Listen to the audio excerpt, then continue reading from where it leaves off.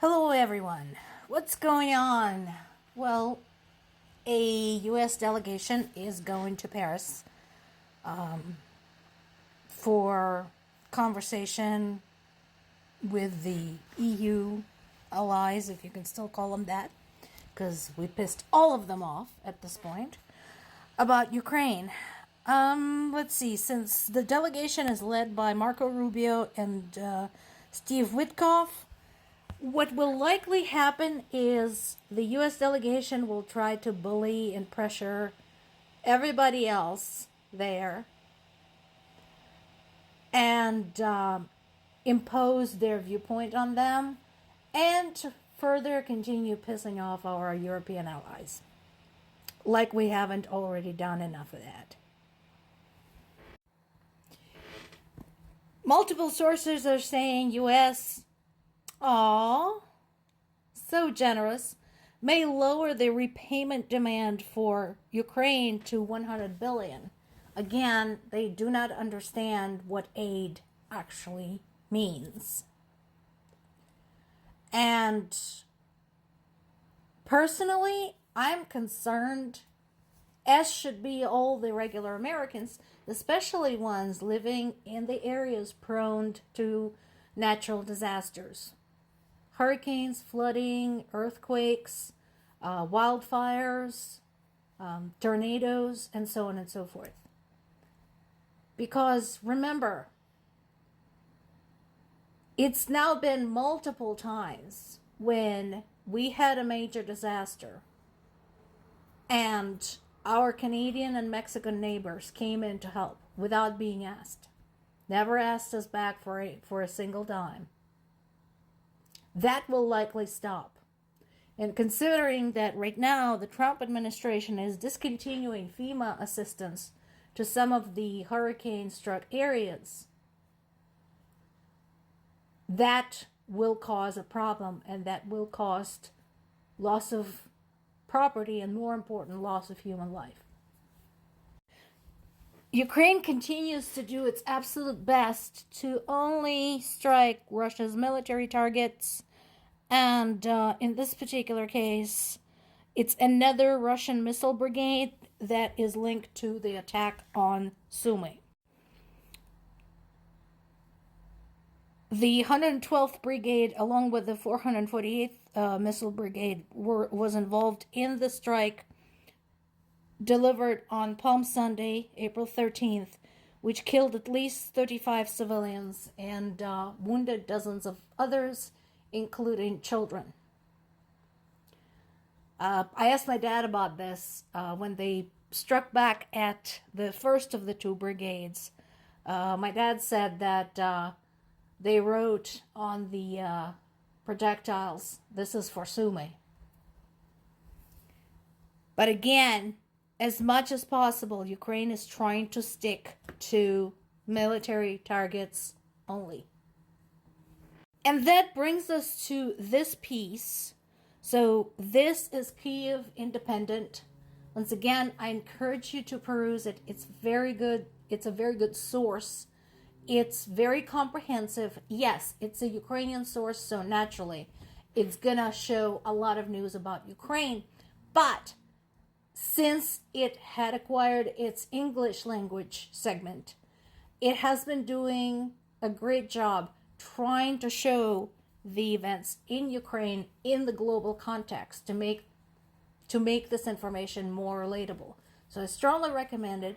And particularly this article, "Can civilian areas even be legitimate as a military target?"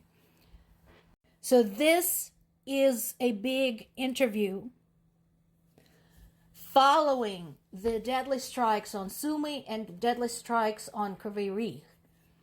Sumy is particularly in focus there because there is some argument that Russia was targeting a group of Ukrainian military leaders who were supposedly nearby. And yes, there's some criticism now towards Ukrainian government, Ukrainian military commands, like, are you guys total idiots putting military meetings in the middle of crowded civilian areas. So that is actually being investigated. So I'm treating this as a developing story. But this is not the first or the second or the 22nd time Russia had struck a civilian area and then lied about what actually happened. Just like it lies about torturing and killing Ukrainian POWs. In total, at least 13,000 civilians have been killed in the course of the full-scale invasion, so since February 24th, 2022, and over 30,000 injured. To put it into perspective, the United States lost a total of 2,459 military personnel in Afghanistan from October 7th, 2001 and August 30th, the troop withdrawal, 2021. So, over the course of 20 years, United States lost about a fourth in military personnel compared to the number of civilians lost in Ukraine in 3 years, if you want to run a comparison.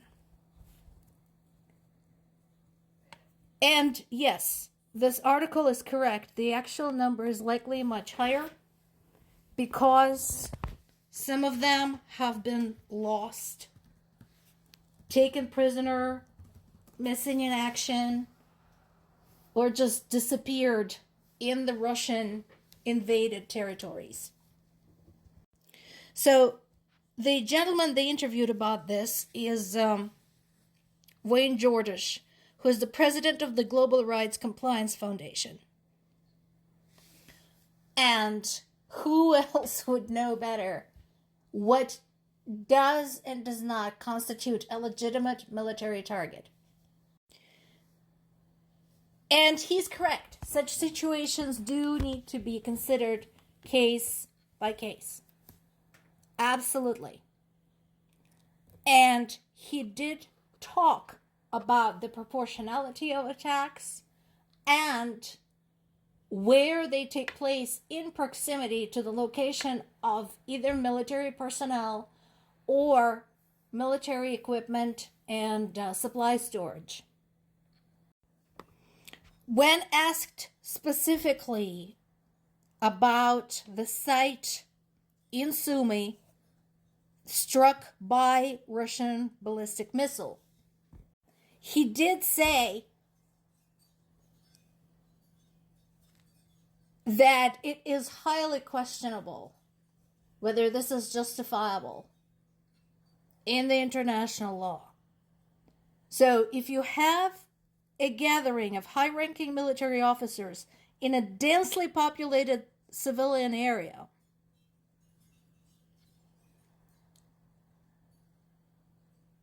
you have to be held responsible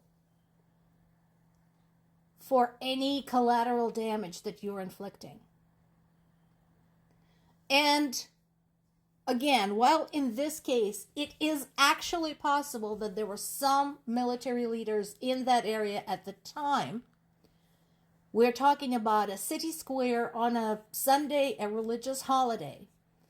And for this one time, we also have all the other times when there was no justification, when there were no military personnel, no military equipment of any kind in the area, where the objects targeted were schools, kindergartens, playgrounds, maternity wards, other types of hospitals, cancer ward. So, the question is, of course, what do we do about it? Russia does not recognize the International Criminal Court. And so it is a big question how to bring the culprit to justice.